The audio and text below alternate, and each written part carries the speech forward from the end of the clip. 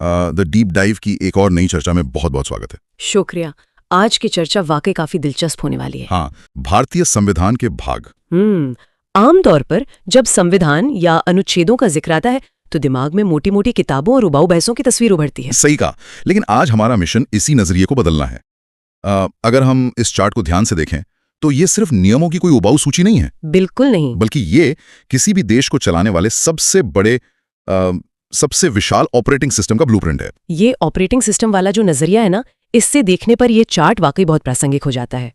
जब हम 395 अनुच्छेदों को 22 मुख्य भागों में बटा हुआ देखते हैं तो अक्सर लोग बस इसका रट्टा मारने की कोशिश करते हैं, जो कि बहुत मुश्किल है। हाँ, लेकिन इसके पीछे एक बहुत ही तार्किक और वैज्ञानिक सोच है। संविधान निर्माताओं ने इन 22 भागों को ऐसे ही बेतरतीब ढंग से एक साथ नहीं जोड़ा है। मतलब उनका एक फिक्स पैटर्न है। बिल्कुल। इस पूरे ढांचे में एक कहानी छिपी है, एक स्पष्ट प्रवाह है जो एक खाली जमीन के टुकड़े से लेकर एक आधुनिक राष्ट्र के निर्माण और उसके प्रशासन की पूरी यात्रा तय करता है। यही वो बात है जो आज की इस डीप डाइव को उन सभी सुनने वालों के लिए एक बेहतरीन शॉर्टकट बनाएगी, चाहे कोई किसी परीक्षा की तैयारी में उलझा हो या फिर सिर्फ ये समझने की जिज्ञासा रखता हो कि आखिर इस देश का पूरा सिस्टम काम कैसे करता है। तो चलिए इस कहानी के पहले पन्ने से शुरू करते हैं। चार्ट के अनुसार संविधान का उद्घाटन होता है भाग 1 से, जिसका विषय है संघ और उसका राज्य क्षेत्र। इसमें अनुच्छेद 1 से 4 तक शामिल है। मतलब सबसे पहले जमीन और देश की बाहरी और भीतरी सीमाओं का निर्धारण होता है। ये एकदम बुनियादी बात है। किसी भी राष्ट्र के होने के लिए सबसे पहले एक भूभाग यानी एक मैप की जरूरत होती है। सही बात है, जमीन नहीं तो देश कैसा। और अब जब हमने ये तय कर लिया कि भारत की सीमाएं क्या होंगी तो स्वाभाविक रूप से अगला सवाल ये उठता है कि जमीन पर रहेगा कौन। हाँ, और यहीं पर कहानी में एंट्री होती है भाग 2 की। एकदम सही। जो नागरिकता से जुड़ा है और अनुच्छेद 5 से लेकर 11 को कवर करता है। तो अब हमारे पास जमीन भी आ गई और उस पर रहने वाले नागरिक भी आ गए। इसके बाद चार्ट हमें भाग 3 की ओर ले जाता है, जो शायद सबसे ज्यादा चर्चा में रहने वाला हिस्सा है, मूल अधिकार। हाँ, फंडामेंटल राइट्स। इसमें अनुच्छेद 12 से 35 तक आते हैं।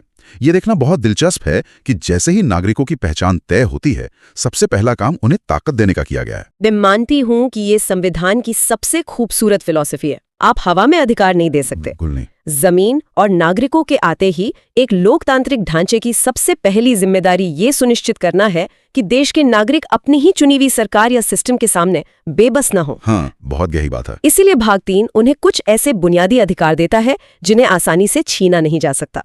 लेकिन इसके तुरंत बाद एक और चुनौती थी। वो क्या? सरकार को भी तो ये बताना था कि उसे किस दिशा में काम करना है। ओहो, और शायद इसीलिए भाग 4 में राज्य के नीति निदेशक तत्व रखे गए हैं। बिल्कुल, जो अनुच्छेद 36 से 51 तक चलते हैं। अगर इसे आसान भाषा में समझें तो क्या हम कह सकते हैं कि ये आने वाली सरकारों के लिए एक तरह की टू डू लिस्ट है या मार्गदर्शक सिद्धांत है? आप इसे बिल्कुल सरकार की टू डू लिस्ट कह सकते हैं। नीति निदेशक तत्व वास्तव में सरकार के लिए लक्ष्य हैं। ये भाग स्पष्ट करता है कि सरकार को लोगों के कल्याण, शिक्षा, स्वास्थ्य और आर्थिक समानता के लिए नीतियां बनानी चाहिए। लेकिन इन पर अदालत में दावा तो नहीं किया जा सकता ना? नहीं, अदालत में दावा नहीं किया जा सकता, लेकिन ये शासन का मूल आधार जरूर है। और अगर हम ध्यान दें तो अधिकारों और सरकार के कर्तव्यों के बाद भाग 4 क आता है। हाँ, चार्ट में भाग 4 क या 4A लिखा है, जिसमें केवल एक अनुच्छेद है, 51 क। और ये भाग मूल कर्तव्यों की बात करता है। ये भाग 4 का चार्ट में होना एक बहुत ही अहम बिंदु की तरफ इशारा करता है। ये जो क या अंग्रेजी का ए जोड़ा है, ये बताता है कि ये हिस्सा मूल संविधान में नहीं था, इसे बाद में जोड़ा गया है। हाँ, और इसे जोड़ने के पीछे का तर्क भी बहुत स्पष्ट था। वो कैसे? जब नागरिकों को अधिकार मिल गए और सरकार को उसके लक्ष्य बता दिए गए तो बाद में ये महसूस हुआ कि नागरिकों को भी तो राष्ट्र के प्रति अपनी जिम्मेदारियों का एहसास होना चाहिए। मतलब सिर्फ अधिकार मांगने से काम नहीं चलेगा, कुछ कर्तव्य भी निभाने होंगे। बिल्कुल, अधिकार और कर्तव्य एक ही सिक्के के दो पहलू हैं। इस तरह जमीन, नागरिक, उनके अधिकार, सरकार के लक्ष्य और अंत में नागरिकों के कर्तव्य मिलकर राष्ट्र निर्माण का पहला बड़ा चरण पूरा करते हैं। ये एक बहुत ही शानदार और तार्किक शुरुआत है। अब जब नींव तैयार हो गई है तो चार्ट हमें उस भारी भरकम मशीनरी की तरफ ले जाता है जो असल में इस देश को चलाती है। आप भाग 5 और 6 की बात कर रहे हैं? जी, मेरा मतलब भाग 5 और भाग 6 से ही है। भाग 5 संघ के बारे में है, जिसमें अनुच्छेद 52 से लेकर 151 तक है, और भाग 6 राज्य के बारे में है, जो अनुच्छेद 152 से 237 तक फैला है। मैं सोच रहा था कि इन दोनों भागों में अनुच्छेदों की संख्या इतनी ज्यादा क्यों है? इनकी विशालता का कारण यह है कि इनमें देश की पूरी प्रशासनिक और कानूनी संरचना का बारीक विवरण है। मतलब पूरा मैनुअल है। हाँ, भाग 5 केंद्र सरकार का पूरा ढांचा है। राष्ट्रपति का चुनाव कैसे होगा, संसद कैसे काम करेगी, सुप्रीम कोर्ट की शक्तियां क्या होंगी, ये सब इसमें बारीकी से लिखा है। और भाग 6 राज्यों के लिए है? बिल्कुल। इसी तरह भाग 6 में राज्यों के राज्यपाल, मुख्यमंत्री, विधानसभाओं और हाईकोर्ट्स का पूरा मैनुअल है।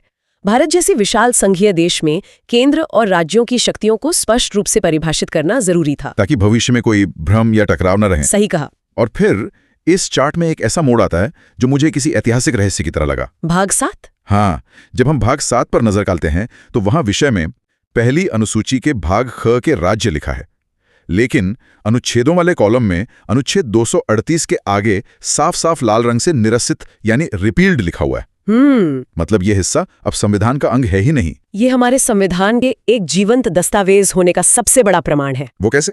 देखिए, 1950 में जब संविधान लागू हुआ था तब भारत के राज्यों को अलग अलग श्रेणियों में बांटा गया था, क, ख, ग, घ करके। अच्छा। लेकिन 1956 में जब भाषा के आधार पर राज्यों का पुनर्गठन हुआ तो ये पुरानी व्यवस्था पूरी तरह से अप्रासंगिक हो गई। तो उन्होंने इसे हटा दिया? हाँ, 7वें संशोधन अधिनियम के जरिए इस पूरे भाग को ही हटा दिया गया। यह हमें बताता है कि संविधान सिर्फ नई चीजों को जोड़ने का नाम नहीं है, बल्कि जो चीजें पुरानी या गैर जरूरी हो जाएं, उन्हें हटाने का साहस भी इसमें है। बिल्कुल। ये वाकई एक बहुत ही व्यवहारिक दृष्टिकोण है। इसके बाद भाग 8 आता है जो केंद्र शासित प्रदेशों की बात करता है।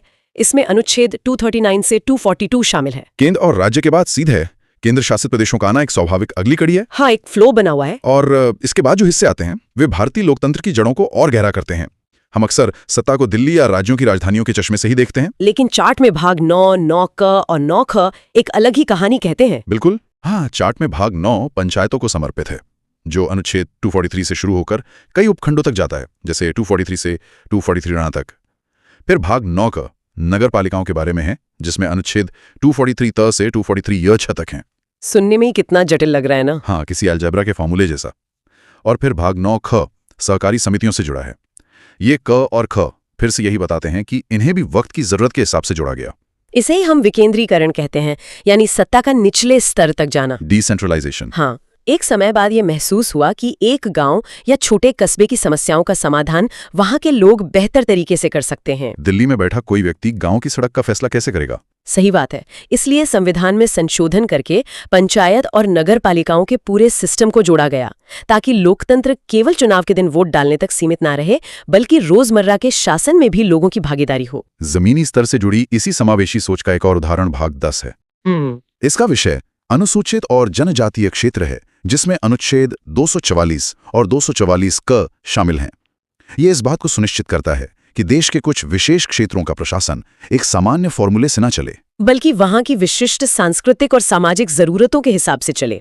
ये बहुत ही जरूरी संतुलन है। अब तक हमने देखा कि केंद्र, राज्य, पंचायत और विशेष क्षेत्र कैसे बनेंगे, लेकिन ये सब एक साथ मिलकर कैसे काम करेंगे, इनके बीच टकराव को कैसे रोका जाएगा, इसका जवाब हमें अगले हिस्से में मिलता है। बिल्कुल। चार्ट का भाग 11 संघ और राज्यों के मध्य संबंध पर केंद्रित है, जिसमें अनुच्छेद 245 से 263 आते हैं। इस हिस्से में स्रोत सामग्री में चार्ट के ठीक नीचे एक बहुत ही दिलचस्प फुटर नोट दिया गया है। अच्छा, क्या लिखा है उसमें? मैं उसे हूबहू पढ़ना चाहूंगा। उसमें लिखा है, भारतीय संविधान के भाग 11 का अध्याय 1 संघ और राज्यों के मध्य विधायी संबंधों को दर्शाता है। मैं सोच रहा हूं कि ये नोट अलग से क्यों दिया गया है। इस फुटर नोट का अलग से जिक्र होना इसके महत्व को दर्शाता है। विधायी संबंध यानी कानून बनाने की शक्तियां, लेजिस्लेटिव रिलेशंस। हाँ, एक संघीय ढांचे में सबसे बड़ा विवाद यही हो सकता है कि कौन सी सरकार किस विषय पर कानून बनाएगी। क्या शिक्षा पर केंद्र कानून बनाएगा या राज्य? रक्षा किसके पास होगी? पुलिस किसके पास होगी? बिल्कुल। ये भाग इन्हीं विधायी संबंधों को इतनी स्पष्टता से बांटता है कि केंद्र और राज्य अपने अपने अधिकार क्षेत्र में बिना एक दूसरे के रास्ते में आए काम कर सकें। ये तो वो गोंद है जो पूरे सिस्टम को बिखरने से रोकता है। एकदम सही तुलना की आपने। और इस सिस्टम को सुचारू रूप से चलाने के लिए सिर्फ नियमों की नहीं बल्कि संसाधनों की भी जरूरत होती है। बिना पैसे के तो कुछ नहीं चलता। हाँ, और भाग 12 उसी बारे में है। वित्त, संपत्ति, संविदाएं और वाद। इसमें अनुच्छेद 264 से 300A तक का जिक्र है। अर्थशास्त्र किसी भी देश की रीढ़ है। यह भाग तय करता है कि टैक्स कैसे लगाए जाएंगे, जमा हुए पैसे का केंद्र और राज्यों के बीच बंटवारा कैसे होगा, और सरकार की संपत्ति या कॉन्ट्रैक्ट से जुड़े नियम क्या होंगे। बिल्कुल। पैसे और व्यापार की बात करते हुए ही चार्ट के अगले हिस्से में एक बहुत ही शानदार विवरण मिलता है, जिसने सच में मेरे दिमाग की बत्ती जला दी। वो क्या? भाग 13 का विषय है भारत के राज्य क्षेत्र के भीतर व्यापार, वाणिज्य एवं समागम। इसमें अनुच्छेद 301 से 307 तक है। लेकिन जो बात सबसे ज्यादा ध्यान खींचती है वो ये है कि इस विषय के आगे ब्रैकेट में एक शब्द लिखा है, ऑस्ट्रेलिया। अरे वाह, ये ब्रैकेट वाकई बहुत कुछ कहता है। ये वहां क्यों लिखा है? ये इस बात का सबूत है कि संविधान बनाने वालों ने दुनिया भर के बेहतरीन मॉडल्स का बहुत गहराई से अध्ययन किया था। उन्हें ये भली भांति पता था कि पहिए का आविष्कार दोबारा करने की जरूरत नहीं है। जहां भी उन्हें कोई ऐसी व्यवस्था मिली जो भारत के लिए काम कर सकती थी, उन्होंने उसे अपनाया। तो व्यापार के नियम वहां से लिए गए? हाँ, देश के भीतर बिना किसी रुकावट के व्यापार और वाणिज्य कैसे हो, इसके नियम उन्होंने ऑस्ट्रेलिया के संविधान से प्रेरित होकर बनाए। ये तो एक तरह से 1949 में दुनिया भर के सबसे बेहतरीन विचारों की क्राउड सोर्सिंग करने जैसा है। बिल्कुल, बेस्ट प्रैक्टिस को अपनाना। खैर, नियम बन गए, पैसे का इंतजाम हो गया। अब इन सबको लागू कौन करेगा? यहाँ भाग 14 आता है, जिसका विषय है संघ और राज्यों के अधीन सेवाएं, जिसमें अनुच्छेद 308 से 323 तक शामिल है। और इसके ठीक बाद भाग 14 क है, जो अधिकरण या ट्रिब्यूनल से जुड़ा है, जिसमें 323 क से 323 ख है। भाग 14 देश की नौकरशाही की रूपरेखा है, मतलब ब्यूरोक्रेसी। हाँ, संघ लोक सेवा आयोग यानी यूपीएससी और राज्यों के पब्लिक सर्विस कमीशन इसी के तहत आते हैं, जो ये सुनिश्चित करते हैं कि देश को चलाने वाले अधिकारी योग्यता के आधार पर चुने जाएं। और ये ट्रिब्यूनल्स क्या होते हैं? जहां तक अधिकरण या ट्रिब्यूनल्स की बात है, इसे आप विशेष प्रकार के फास्ट ट्रैक कोर्ट समझ सकते हैं। अच्छा। जब अदालतों पर काम का बोझ बहुत ज्यादा हो जाता है, तो टैक्स, पर्यावरण या नौकरी से जुड़े विवादों को तेजी से सुलझाने के लिए ये विशेष ट्रिब्यूनल्स बनाए जाते हैं। ये बहुत ही तार्किक व्यवस्था है। अब हम चार्ट के आखिरी लेकिन बहुत ही महत्वपूर्ण पड़ाव पर आ गए हैं। यहाँ से आगे का भाग किसी भी लोकतंत्र के लिए सुरक्षा कवच का काम करते हैं। जैसे कि चुनाव। हाँ, भाग 15 जो निर्वाचन यानी चुनाव प्रक्रिया के बारे में है। इसमें अनुच्छेद 324 से 329 क तक है। चुनाव ही वो माध्यम है जिससे पूरा सिस्टम अपनी वैधता प्राप्त करता है। ये भाग एक स्वतंत्र चुनाव आयोग की स्थापना करता है, ताकि सत्ता का हस्तांतरण शांतिपूर्ण और निष्पक्ष तरीके से हो सके। बिल्कुल। चुनाव के बाद भाग 16 समाज के कुछ खास वर्गों की बात करता है। इसमें स्पष्ट लिखा है कुछ वर्गों के संबंध में विशेष उपबंध, जो अनुसूचित जातियों, अनुसूचित जनजातियों, पिछड़े वर्गों और आंग्ल भारतीयों से जुड़े हैं। ये अनुच्छेद 330 से 342 तक है। ये सुनिश्चित करता है कि ऐतिहासिक रूप से हाशिए पर रहे समुदायों को संसद और विधानसभाओं में उचित प्रतिनिधित्व मिले। सबका साथ होना जरूरी है। फिर आता है भाग 17 जो राजभाषा से संबंधित है और अनुच्छेद 343 से 351 तक चलता है। और इसके ठीक बाद भाग 18 है आपात उपबंध या इमरजेंसी के नियम, जो अनुच्छेद 352 से 360 तक हैं। ये हिस्सा थोड़ा डरावना भी लगता है, लेकिन शायद सबसे ज्यादा जरूरी भी है। मैं आपसे पूरी तरह सहमत हूं। आप चाहें जितना अच्छा ऑपरेटिंग सिस्टम बना लें, आपको ये तय करना ही पड़ता है कि अगर सिस्टम क्रैश होने लगे तो क्या होगा। जैसे कोई वायरस आ जाए, हाँ, युद्ध, बाहरी आक्रमण, सशस्त्र विद्रोह या देश में कोई बहुत बड़ा वित्तीय संकट आ जाए, तो उस आपात स्थिति में देश का प्रशासन कैसे चलेगा, ये भाग 18 उसी का बैकअप प्लान है। तो मतलब संकट के समय फैसले लेने में देरी ना हो, इसलिए ये नियम पहले से ही तय कर दिए गए हैं। बिल्कुल सही। ये वाकई बहुत दूरदर्शी सोच है। इसके बाद भाग 19 प्रकीर्ण यानी मिसलेनियस है, जिसमें 361 से 367 तक अनुच्छेद हैं। अगर मैं सही समझ रहा हूं तो ये उन फुटकर नियमों और परिभाषाओं का समूह है जो किसी एक खास श्रेणी में फिट नहीं बैठते, जैसे राष्ट्रपति या राज्यपालों को मिलने वाली कुछ कानूनी छूट। हाँ, इसे आप उन सभी जरूरी चीजों का एक संग्रह मान सकते हैं जो बाकी हिस्सों में कवर नहीं हो पाई, लेकिन व्यवस्था चलाने के लिए आवश्यक है। और फिर आता है भाग 20 जिसका विषय है संविधान का संशोधन। इसमें केवल एक ही अनुच्छेद है, अनुच्छेद 368। ये बहुत अहम है। हाँ, ये छोटा जरूर है, लेकिन मुझे लगता है कि ये पूरी किताब का सबसे शक्तिशाली हिस्सा है। बिना किसी शक के ये वो सॉफ्टवेयर अपडेट मैकेनिज्म है जो इस किताब को कभी पुराना नहीं पड़ने देता। मतलब समय के साथ अपग्रेडेशन। बिल्कुल। इसी भाग की वजह से हम वक्त की जरूरत के हिसाब से नए हिस्से जोड़ सकें और उन हिस्सों को हटा सकें जो अब प्रासंगिक नहीं रह गए थे, जैसे हमने भाग 7 के बारे में बात की थी। हाँ, जिसे रिपील कर दिया गया था। अगर ये भाग ना होता तो शायद हमारा पूरा सिस्टम समय के साथ ठहरा हुआ और जर्जर हो जाता। और इसी अपडेट की प्रक्रिया को आसान बनाने के लिए शायद भाग 21 भी है, जो अस्थायी, संक्रमणकालीन और विशेष उपबंध की बात करता है। इसमें अनुच्छेद 369 से 392 तक शामिल हैं। संक्रमणकालीन का मतलब होता है ट्रांजिशनल, एक व्यवस्था से दूसरी व्यवस्था में जाने के बीच का समय, जैसे आजादी के तुरंत बाद का समय। एकदम सही। जब देश आजाद हुआ और नया संविधान लागू हो रहा था, तब पुरानी ब्रिटिश व्यवस्था से नई गणतांत्रिक व्यवस्था में जाने के लिए कुछ अस्थायी नियमों की जरूरत थी ताकि कोई अफरा तफरी ना मचे। तो ये भाग उसी पुल का काम करता है। हाँ। और अंततः हम पहुंचते हैं आखिरी भाग यानी भाग 22 पर। इसका विषय है संक्षिप्त नाम, प्रारंभ, हिंदी में प्राधिकृत पाठ और निरसन। इसमें अनुच्छेद 393 से 395 तक शामिल हैं और इसी के साथ ये महाकाव्य अपने 395वें अनुच्छेद पर जाके संपन्न होता है। एक खाली जमीन पर नागरिकता तय करने से लेकर उन्हें अधिकार देने, सरकार बनाने, टैक्स वसूलने और आपातकाल से निपटाने तक, ये वाकई एक बहुत ही शानदार सफर रहा है। इस पूरी चर्चा को समेटते हुए मैं यही कहूंगा कि जब भी हम इस तरह की किसी चार्ट या स्रोत को देखते हैं तो वो सिर्फ अंकों और अक्षरों का जाल लगता है। हाँ, जो कि बहुत बोरिंग लगता है। लेकिन आज हमने देखा कि ये केवल 22 भागों की कोई सूखी सूची नहीं है। ये करोड़ों लोगों के जीवन को एक व्यवस्थित आकार देने वाला और दुनिया के इतने बड़े लोकतंत्र को बिना रुके चलाने वाला एक बेजोड़ मास्टरपीस है। बिल्कुल। और ये चर्चा एक बहुत ही दिलचस्प सवाल भी छोड़ जाती है। वो क्या? आज हमने देखा कि कैसे समय के साथ इस ऑपरेटिंग सिस्टम में नए हिस्से जोड़े गए, जैसे मूल कर्तव्य या पंचायतें, और कुछ पुराने हिस्से हटाए गए। आज हम एक ऐसे दौर में हैं जहां तकनीक, डेटा और इंटरनेट ने हमारे जीवन को पूरी तरह से बदल दिया है। जो भी लोग ये चर्चा सुन रहे हैं वो जरा इस पर विचार करें कि यदि आज के इस तेजी से बदलते तकनीकी युग में हमारी संसद को इस किताब में कोई नया भाग 23 जोड़ना पड़े तो वो किस बारे में होगा?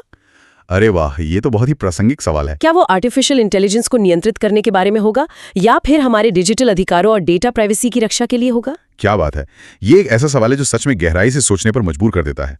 क्या पता आने वाले कुछ सालों में हमें इस चार्ट में सचमुच एक नया भाग देखने को मिल जाए। बिल्कुल संभव है। यह विचार इस बात का प्रतीक है कि ज्ञान की यह यात्रा कभी खत्म नहीं होती।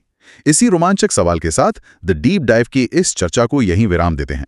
हमारे साथ इस वैचारिक सफर पर चलने के लिए बहुत बहुत शुक्रिया।